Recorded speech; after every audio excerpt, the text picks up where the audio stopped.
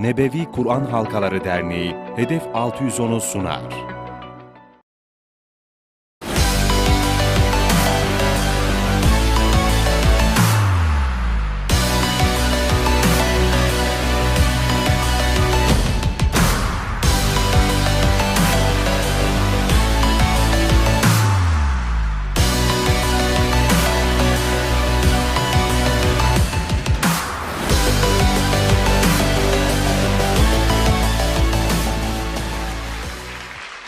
Hedef 610 yarışma programına, Hilal TV ekranlarına, siz değerli izleyicilerimiz ekran başına hoş geldiniz. Bu hafta iki değerli Kur'an halkası ile beraberiz. Uygur Kur'an halkası ve Muş Kur'an halkası bizlerle. Kendilerini tanıyoruz efendim.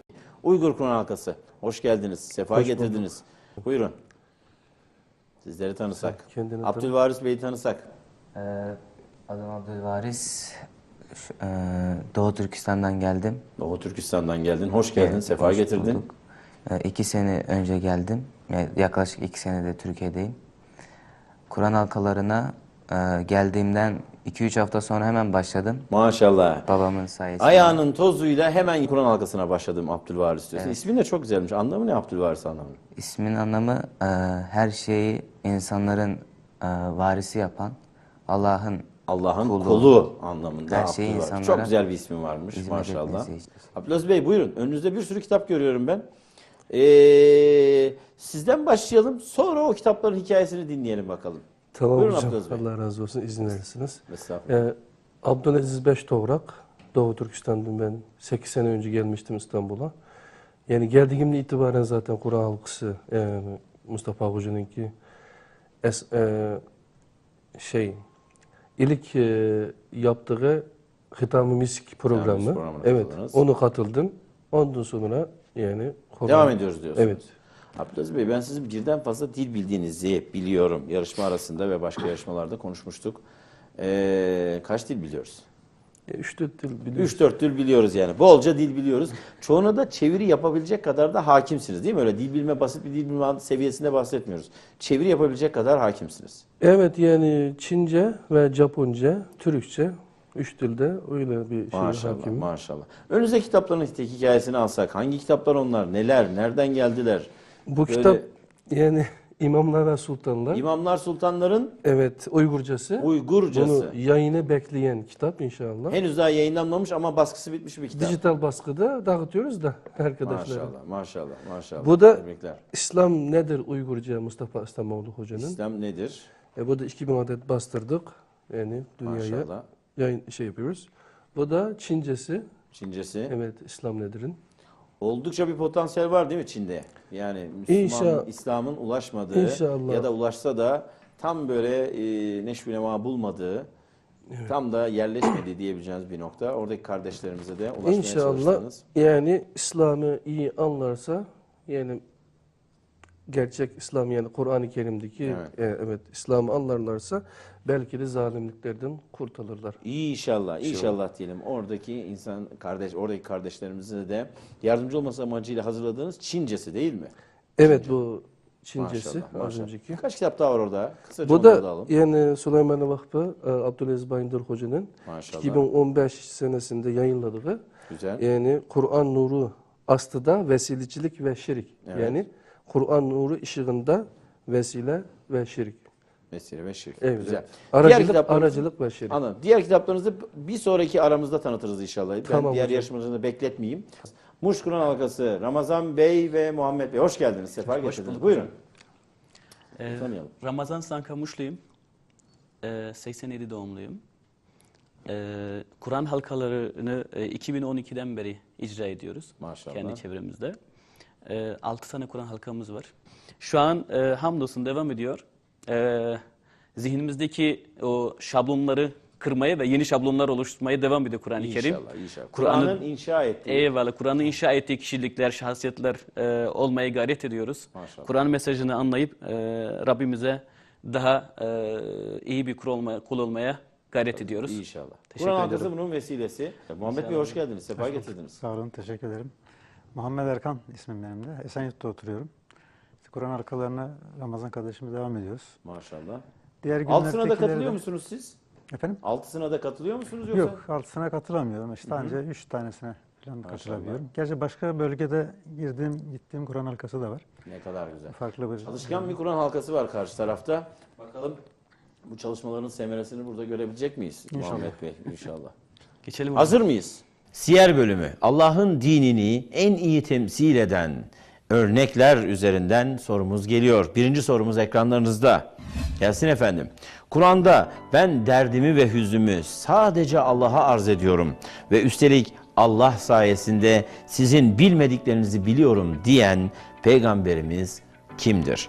A. Hazreti Muhammed, B. Hazreti Eyüp, C. Hazreti Yakup, D. Hazreti Yusuf. Ve Muş Kur'an halkası Malazgirt ruhuyla Uygur Kur'an halkasına karşı cevabını verebilecek mi bakalım? Buyurun. Yakup peygamber. Yakup peygamber doğru cevap efendim. 30 puan yarışmaya 30 puanla başladık. Tebrikler. İkinci soru hazır mıyız? Hazırız. Gelsin efendim sorumuz. Gene Siyer bölümünden bir sorumuz geldi. Huneyn zaferinden sonra peygamberimiz birkaç gün orada kaldı, konakladı ve ganimetleri paylaştırdı. Ve bu esnada namazlarını eda ettiği mekan bazı kaynaklarda Mescid-i Aksa olarak bilinir ve Mikat mahalli olarak kabul edilir. Bahsedilen bölge neresidir? A. Hudeybiye, B. Cirane, C. Zülhuleyfe, D. Cuhfe. Hangi şık efendim? Gene Muş Kur'an halkası mı basmış yoksa? Evet, Muş Kur'an halkası. Buyurun. Cirane. B. Cirane mi diyorsunuz? Doğru cevap efendim. Bir 30 puan daha yazıyoruz size. 60 puanla devam ediyoruz. Peki üçüncü soru. Hazır mıyız? Gelsin efendim üçüncü sorumuz. Kudüs ilk olarak kimin tarafından, kimin zamanında fethedildi? A. Eyyubiler zamanında Selahaddin Eyyubi. B. Hazreti Ömer zamanında Hazreti Ömer. C. Emeviler zamanında Abdülmelik bin Mervan. D. Peygamberimiz zamanında Sa'd bin Ebi Vakkas. Sağ taraftan geldi. Uygur Kur'an halkası sanki B cevap. B cevap diyorsunuz. Okuyorum. Hazreti Ömer zamanında Hazreti Ömer tarafından. Doğru cevap efendim. 30 puan. Tebrikler. Puan durumuna bakıyoruz. Uygur Kur'an halkası 30 puanla yarışmayı sonuncu devam ettiriyor. Muş Kur'an halkası 60 puanla yarışmayı zaferle, birincilikle devam ettiriyor efendim. Meal kategorisiyle devam ediyoruz. İlk sorusu gelsin mi efendim? Gelsin. Peki dördüncü soru. Yarışmanın dördüncü sorusu. Meal kategorisinin ilk sorusu geldi. Rahman Kur'an'ı öğretti. İnsanı yarattı. İnsana kendini ifade etmeyi o öğretti. Ayetleri hangi suremizde yer alır? A. Alak, B. Yasin, C. Mülk, D. Rahman suresi. Buyurun efendim. Rahman suresi. Rahman suresi size bir 30 puan daha kazandırıyor. Tebrikler efendim. Tebrikler. Tebrikler. Peki meal sorusuna gene hızlı başladı Muş Kur'an halkası. Beşinci soru. Devam edelim mi? Evet. Edelim. Peki. Beşinci soru. Gelsin efendim beşinci sorumuz. Allah'a hamd ile başlar 54 ayettir. Genel görüşe göre Mekki bir suredir. Adını geçmiş uygarlıkların birinden alır. Kısaca tanıttığımız suremiz hangisidir? A. Hicr, B. Sebe, C. Rum, D. Hud suresi. Uygur Kur'an halkası ben daha soruyu okurken butona bastı. Rum. C şıkkı Rum suresi yanlış cevap. Süremiz devam ediyor. O arada Muş Kur'an halkası basmış efendim. Peki siz de buyurun cevabınızı alayım. B şıkkı Sebe. Doğru cevap. Muş suresi. Doğru cevap yani. Tebrikler. Peki yeni sorumuzla devam edelim mi? Edelim hocam. Peki hazırsanız gelsin sorumuz efendim. Meal sorusuyla devam ediyoruz. Şüphesiz Allah Meryem oğlu Mesih'tir diyenler gerçekten ... olmuşlardır. Ayet mealinde boş bırakılan yere hangisi getirilmelidir? A şıkkı müşrik, B şıkkı münafık, C şıkkı kafir, D fasık. Buyurun cevabımız. C şıkkı kafir. C şıkkı kafir oldular. Cevabı uzak ara devam ettiğiniz birinciliğinizi biraz daha perçinliyor efendim. Doğru cevap. Tebrikler. Öyle bir anlatıyoruz ki hocam bir anda puan kaybettiğimi düşündüm. Yani yok siz devam iyi gidiyorsunuz. Ben diyorum ya bak sol gözümü bastım mı F şıkkı, sağ gözümü kırptım mıydı G şıkkı. Şıkları değiştirdiniz hocam. Şıkları değiştiriyorum şey yapıyorum. Peki devam edelim hızımızla aynı şekilde yeni sorumuz gelsin efendim. Ayet meallerinden hangisi Beled suresine ait değildir? A. Ne yani? Şimdi insan kimsenin kendisine güç yetiremeyeceğini mi sanıyor? B. Hakikaten biz insanoğlunu farklı meşakkatlere dayanıklı yarattık. C. Ötesi yok. İşte ben yemin ediyorum bu beldeye. Ey insanoğlu, bu kadar ulu ve cömert olan Rabbine karşı seni aldatan ne? Basanı görmedim, basan yok mu? Süre devam ediyor derken Muşkun Halkası yine bastı. Umarım doğru cevap verecekler. Buyurun. Değişik. D şıkkı, yani ey insanoğlu, bu kadar ulu ve cömert olan Rabbine karşı seni aldatan ne ya da nedir dediğiniz cevabın size bir 30 puan daha kazandı. Tebrikler efendim. Peki. Yeni bir soru. Devam edelim mi efendim? Devam edelim. Gelsin sorumuz. Peki. 8. Ali İmran 7. ayette kitabın anası, özü olarak bildirilen ayetler nasıl isimlendirilir? A. Muhkem, B. Mubin, C. Mufassal, D. Müteşabih. Muş Kur'an halkasının tuşa bastığını gördüm. Cevabınızı alayım. Buyurun efendim. A. Muhkem. A. Muhkem ayetler. Cevap yok. Lazım. Tebrikler. Yeni bir kategoriyle Hedef 610 yarışma programı devam ediyor. 9. soru. Kavram. Sorumuz gelsin mi efendim? İster miyiz sorumuzu, kavram sorumuz? Gelsin. Gelsin peki. Kavram sorumuz ekranlarınızda. Necm suresindeki Sidretül Münteha ismi de dahil olmak üzere Kur'an'da 4 defa geçen sidre kelimesinin yalın anlamı nedir? A. Tepe, B. Ağaç, C. Örtü, D. Makam derken ben Uygur Kur'an halkasının bir tane bastığını gördüm. Cevabınız? C. C şıkkı, örtü yanlış cevap. Ne kadar da umutlanmıştım aslında, biliyor musunuz? Dedim ki ya bir 30 puan yazacağız derken sol taraftan yine bastılar. Bakın şimdi Muşkuran halkası bastı Bakalım. diye büyük ihtimalle ses geldi. Buyurun Muşkuran halkası, buyurun cevabınızı alalım efendim. A. Tepe. A. Tepe yanlış cevap. Size de bir eksi puan yazıyorum. Puan da size yazdık. Hangi cevap? Ağaç diyecektiniz değil mi? Evet, ağaç. Biraz Peki. A ile B arasında gidip geldik ama kararı A'da kıldık meğersem. Ağda kaldık. Evet. Devam edelim mi yarışmamıza? Edelim. Peki 10. soru ekranlarınızda. Beyyine suresi 6'da insanlığın ebedi değerler sistemi, Rum 30'da ise değerlere dayalı gerçek din mealiyle ifade edebileceğimiz Kur'ani ifade hangisidir? Eddinül Hanife A. B. Fıtratullah C. Kütübün Kayyime D. Eddinül Kayyim. Cevabımızı alalım. Muş Kur'an halkası buyurun. Dinül Kayyim. Duyamadım, tekrar eder misiniz? Dinül Kayyim. Dinül Kayyum cevabı size bir 30 puan daha kazanırız efendim. Her zaman olduğu gibi. Tebrikler. Yeni sorumuzla devam edelim mi? Edelim. Gelsin efendim ekranlara sorumuz. Ankebut 41'de Allah'tan başkasını sığınacak otorite edinenlerin durumu. Yine güzel bir soru. Allah'tan başkalarını sığınacak otorite edinenlerin durumu neye benzetilir? A. Dişi örümceğin evine, B. Erkek örümceğin evine, C. Sivrisineğe, D. Sel üstündeki cürufa. Derken Muş Kur'an halkası yine basmış. Buyurun cevabınızı alalım efendim. A. Dişi örümceğin evine. A. Dişi örümceğin evine. Doğru cevap efendim. Tebrikler. Size bir 30 puan daha yazdık. Yeni kategoriyle devam edelim. Esma-ül Hüsna sorumuz. Gelsin efendim ekranlarımıza. Buyurun. Sonsuz şeref kaynağı, gücü mükemmel, şerefi yüksek olan anlamlarına gelen Kur'an'da 88 defa Allah'a nispet edilen esma hangisidir? A. El-Kebir, B. El-Aziz, C. El-Mütekebbir, D. El-Kuddüs. Hadi bakalım. Kim basmış? Uygur Kur'an halkası basmış. İnşallah doğru cevap gelecek. B şıkkı El-Aziz. El-Aziz, elhamdülillah size bir 30 puan vermiş olduk ya. Teşekkür ederiz. Peki yeni sorumuz gelsin efendim. Her şeyin varlığı iradesine bağlı olan eşsiz yönetici. Tekrar ediyorum efendim. Her şeyin varlığı iradesine bağlı olan eşsiz yönetici anlamına gelen esma hangisidir? A. El-Hakim, B. El-Adil, C. El-Kaviyyu, D. El-Kayyum. Ve Uygur Kur'an halkası yine Abdülvaris bastı sanki. Abdülvaris senden mi geliyor cevap? Evet. D. El-Kayyum. D. El-Kayyum. Bir 30 puan da Abdülvaris'e gidiyor. Abdülvaris iddiası boş değilmiş. Tebrik ediyoruz Esma. Evet, evet. 14. sorumuz. Sorumuz ekranlarda.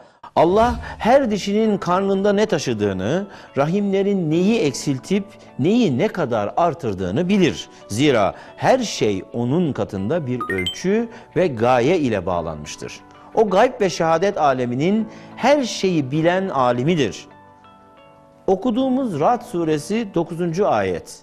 Hangi esma çifti ile bitmektedir? Dikkat, iki çift esmayı birden soruyoruz. A şıkkı El Kebir El Müteal, B El Ala El Hakim, C El Alim El Habir, D El Aziz El Hakim. Yine mi Abdülbaris bastı acaba? Evet. Alalım cevabını. İnşallah doğrudur. C. El Alim El Habir diyorum. Diyorsun ve yanlış cevap maalesef. C şıkkı değil, El Alim ve El Habir değil. Muşkur'un halkası bastı. Bir eksi puan da size yakışır aslında bu 220'den sonra. Yani size de bir eksi puan verelim aslında. C şıkkı derseniz hazır direkt peşinen eksiği veririm zaten. Buyurun cevabınızı alın. Evet. Süremiz dolar. Bak ya başlayacak. Bu sefer ben basacağım butona. Hangi? D şıkkı. D şıkkı bir eksi puan da size yazdım inşallah. Çok güzel. Buradan puan çıkmadı. En azından Uygur Kur'an halkası almadı. Bari siz almayın diye söylüyorum yani. Doğru Adaletli cevap. davranalım hocam Doğru bize de. cevap. Doğru cevap. A şıkkı El Kebir El Müteal. Peki şimdilik böyle olsun bakalım. Bu sorudan puan çıkartamadık. Yeni kategoriye geçeceğiz. Kısa bir aradan sonra mı gitsek acaba? Kısa bir ara versek, soluklansak ne dersiniz? Yeni kategoriye öyle geçsek diyorum. Peki. Sevgili Hilal TV izleyicileri, kısa bir aradan sonra tekrar karşınızdayız. Nebevi Kur'an Halkaları Derneği'nin sunduğu Hedef 610 devam ediyor.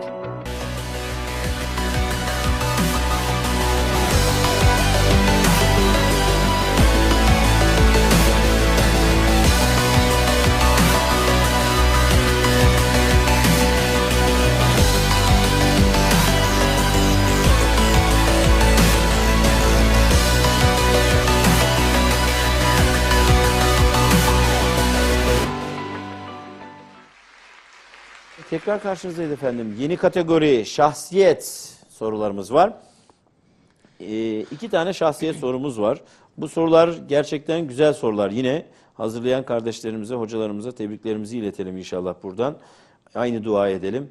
Buradaki soruyu bilenler ve bilmeyenlerin cennetine vesile olsun inşallah. Soruyu hazırlayanların da defterlerine şöyle güzel ameller, salih ameller şeklinde yazılsın da onların da cennetine vesile olsun inşallah.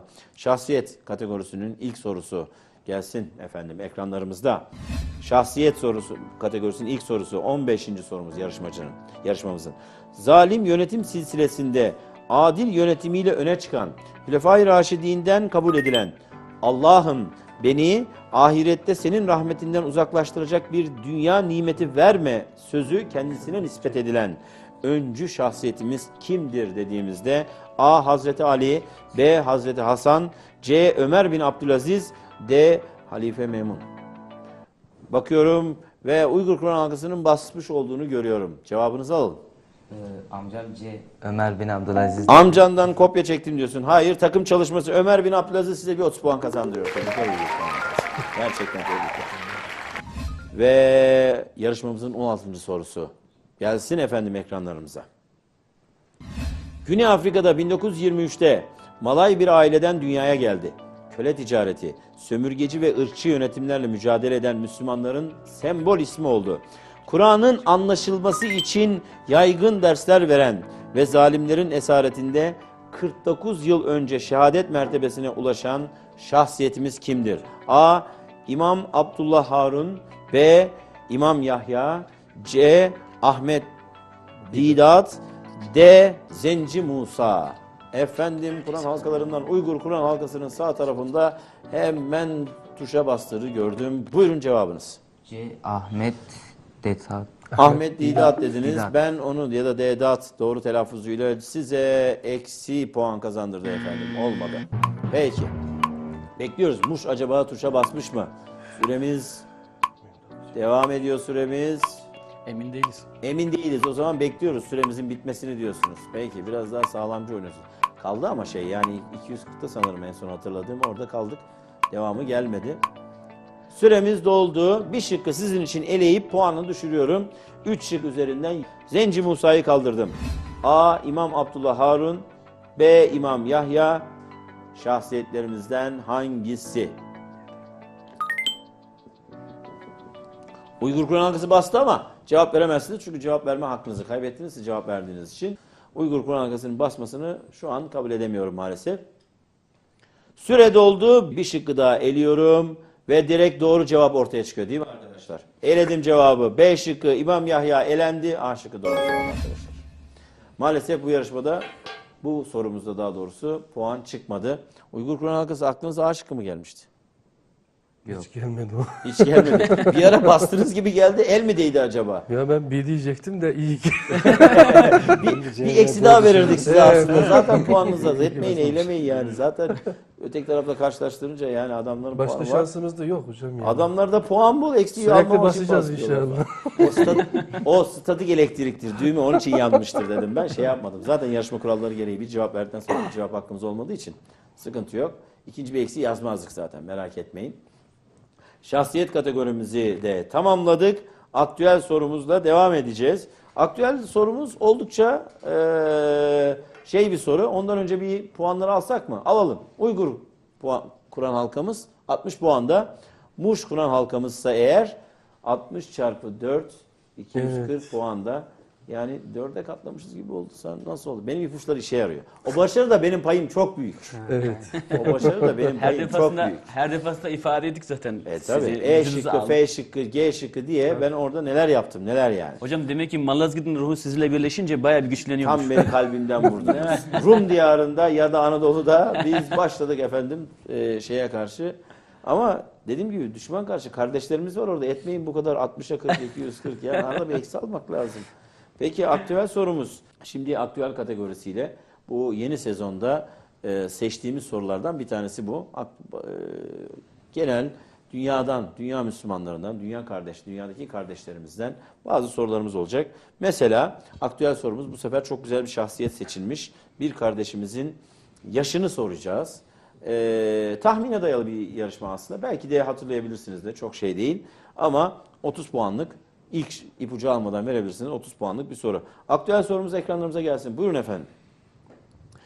Filistinli Ahmet Temimi, İsrail zulmünü protesto için meydana çıkıp sembol olduğunda kaç yaşındaydı? A şıkkı 10 yaşında, B şıkkı 5 yaşında, C şıkkı 7 yaşında, D şıkkı 13 yaşında. Ve Uygur Kur'an halkası bastı. Bu tahmin ya da bildiği, doğru hatırlayabildiği yaşı kendisinden doğru alabilecek miyiz? Buyurun. D 13 yaşında. D 13 yaşında yanlış cevap efendim. D değil. Eksi puanı size, hanenize, sizin grubunuzun olduğu Kur'an halkasının hanesine eksi puanı yazdık. Acaba Muş Kur'an halkası basar mı? Süre devam ediyor bu arada.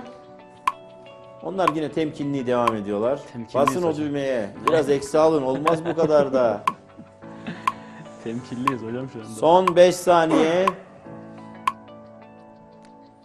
Süremiz doldu. Peki ne diyelim? A şıkkını eledim. Size bir kolaylık sağlıyorum bakın. B şıkkı mı, C şıkkı mı?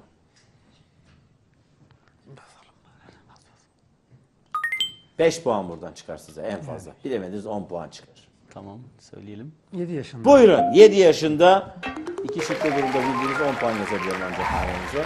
Çünkü zaten D şıkkını Uygur Kur'an halkası elemişti. A şıkkında ben eledim. 2 şıktan bir 10 puan size yazdık efendim. Doğru.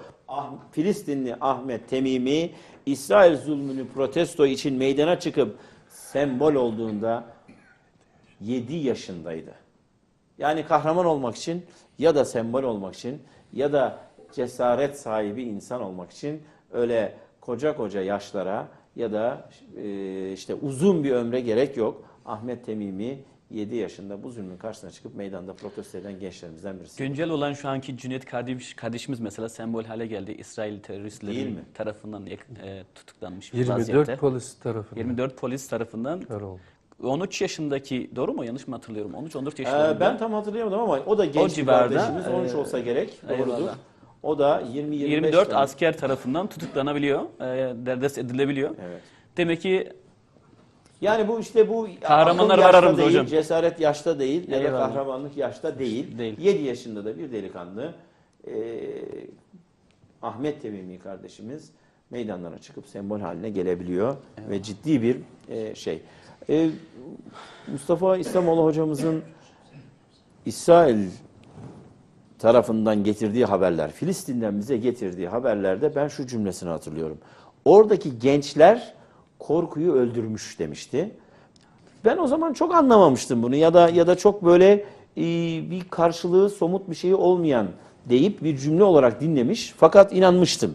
Ama perçinlenmesi Ahmet Temimi gibi ya da güncel örnekleriyle ilgili kardeşlerimizin olması bu yaşta bu cesaretin varlığı bizleri umutlandırıyor inşallah. Filistin topraklarına da tez zamanda inşallah özgürlük ve sükunet diliyoruz inşallah buradan. İnşallah.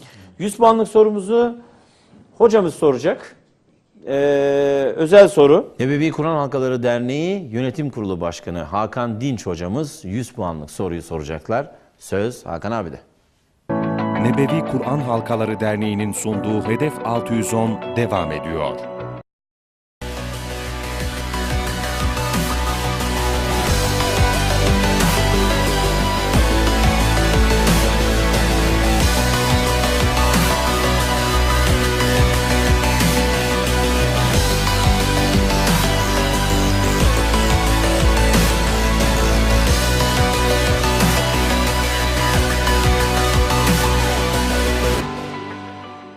Selamun Aleyküm sevgili Kur'an talebesi kardeşlerim.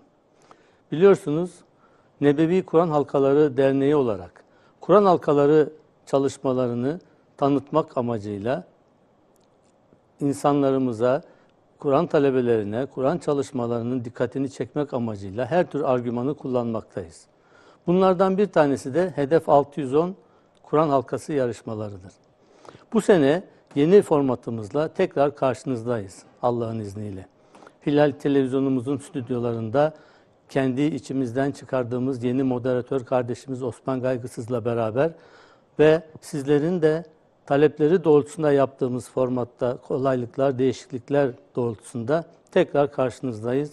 Rabbim hayırlara vesile etsin inşallah. Bir kişinin dahi dikkatini Kur'an halkası çalışmalarına çekebilirsek bu vesileyle ne mutlu bize. Bu akşamki 100 puanlık özel sorumuzu ki yarışmanın seyrini değiştirebilecek özel sorumuzu sizlere ben sunacağım. Soruyu soruyorum. O halde Rabbinizin hangi nimetini inkar edebilirsiniz? Sorusu hangi surede kaç kez tekrarlanmaktadır? Başarılar diliyorum. Hocamıza bu soru için teşekkür ediyoruz. Dikkat, şık yok. Soru hem sureyi hem de surenin içinde kaç sefer geçtiğini soruyor. Bu arada Uygur Kur'an Halkası'nın lambasının yandığını görüyorum. Umarım diyorum bilecekler ve biz inşallah 100 puanı kendilerine vereceğiz. Gerçi ikinci yani sureyi tutturabiliriz de rakamı tutturamayız gibi de geliyor ama dur bakalım ne diyecekler. Buyurun. Gözünüzü kırpmayın. Ben cevap vereyim. Peki ben gözümü kırpmıyorum. Diğer tarafa gözümü kırpmıyorum efendim. Rahman suresi Evet. 31 defa. Maşallah 100 puan efendim. Tebrikler. Gerçekten tebrikler. Tebrik ediyoruz. Alkışlar kendileri için. Puan durumunu bir görsek acaba. Ciddi bir puan artışı oldu bir anda. Bu beni de rahatlattı. Seyircilerimizi de rahatlattı. 145 puan Uygur Kur'an Halkası yarışmayı ikinci kazanarak devam etti. Muş Kur'an Halkası da yarışmamızı 250 puanla birinci olarak devam ettirdi ve sonuçlandırdı, nihayete erdirdi. Ben Uygur Kur'an Halkası'na da Muş Kur'an Halkası'na da teşekkür ediyorum. Son sözlerinizi alsak nasıl değerlendirirsiniz yarışmayı? Esma'da Abdülvaris müthiş bir atak yapmıştı bir kere, onu hatırlıyorum. Bu konuda bize tebrik ediyoruz Abdülvaris kardeşimizi. Değil mi? Genç Hakikaten kardeşim. Esma'da iyiydi. Maşallah evet. Eyvallah. İddiasını ispat etti hocam. Evet, iddiasını ispat etti. Adı üzerinde yani. Değil mi? Abdülvaris yani. Varisin kulu. Evet, verasetin kulu diye. Teşekkür ederiz. Abdülaziz Bey, tekrar katıldınız yarışmamıza. Ya ben hep ikinci kaldık da inşallah. Hep ikinci kalın.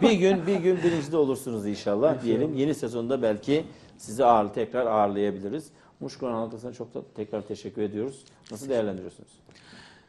Güzel, heyecanlı. Heyecanlı. Tek mesajım şudur. Kur'an halkalarındaki kardeşlerimi davet ediyorum. Kesinlikle. Yarışmaya, bu heyecana, bu yarışmaya, bu güzel amele ortak olmalarını çağırıyorum, davet ediyorum.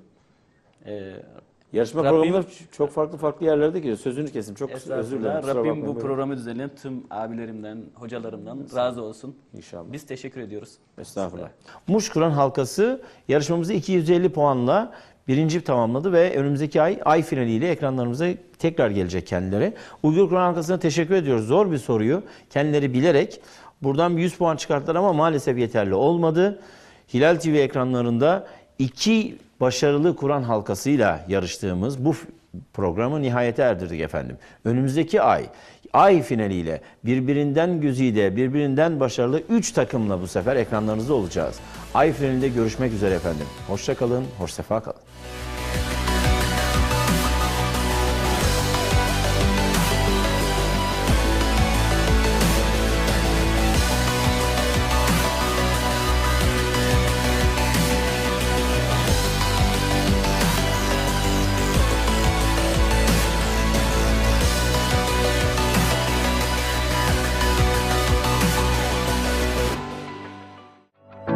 Nebevi Kur'an Halkaları Derneği Hedef 610'u sundu.